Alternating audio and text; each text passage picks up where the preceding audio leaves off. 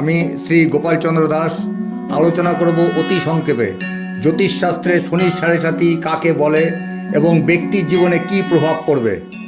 প্রথমে বলবো লগ্নের উপর দাঁড়িয়ে শনির সাড়ে সাতি হয় না। শনির সাড়ে সাতি হলো এক প্রকার জ্যোতিষশাস্ত্রীয় গণনা। শনির সাড়ে সাতি একটি রাশিচক্রের উপর শুরু হয় এবং তা 7.5 বছর কাল চলে। শনি গ্রহের রাশি পরিবর্তনের সঙ্গে সঙ্গে সাড়ে সাতি শুরু ও শেষ হয়। রাশিচক্রে শনি মহারাজ একবার প্রদক্ষিণ করতে 30 বছর সময় লাগে।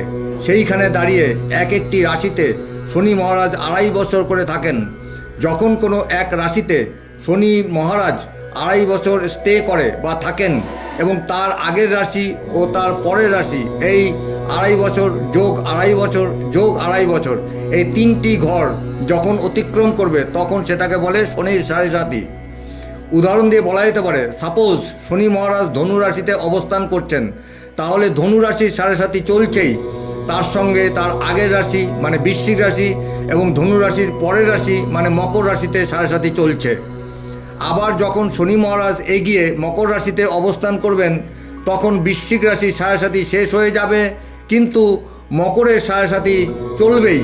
তার আগের রাশি ধনু এবং নূতন রাশি কুম্ভ রাশির সাড়ে সাতি শুরু হবে। আশা করি এই পর্যন্ত বিষয়টা বুঝাতে পেরেছি।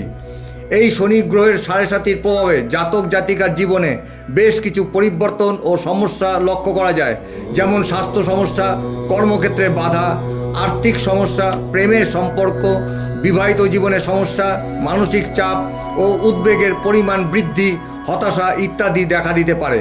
যদিও এটি সকল জাতক বা জাতিকার ক্ষেত্রে একই রকম নাও হতে পারে, তবে শনির সাড়ে সাতি সবসময় ব্যক্তির জীবনে নেতিবাচক প্রভাব ফেলে না। এই সময়কালে ব্যক্তি কর্মজীবনে উন্নতি করতে পারে, নতুন কর্মের সুযোগ পেতে পারে এবং জীবনে নতুন অভিজ্ঞতা অর্জন করতে পারে। শনির সাড়ে সাতি সময়কালে ব্যক্তি তার কর্মের ফলস্বরূপ ভালো ও খারাপ ফল পেতে পারে। শনির সাড়ে সাতি একটি জটিল বিষয় এবং এর প্রভাব ব্যক্তি থেকে ব্যক্তি ভিন্ন হতে পারে। আতঙ্কিত না হয়ে দেখে নিন আপনার জন্মকুণ্ডলিতে শনির সাড়ে সাতির অবস্থান কোথায় এবং প্রতিকারের জন্য উপযুক্ত শিক্ষিত জ্যোতিষের পরামর্শ গ্রহণ করুন। আজ এই পর্যন্ত, নমস্কার।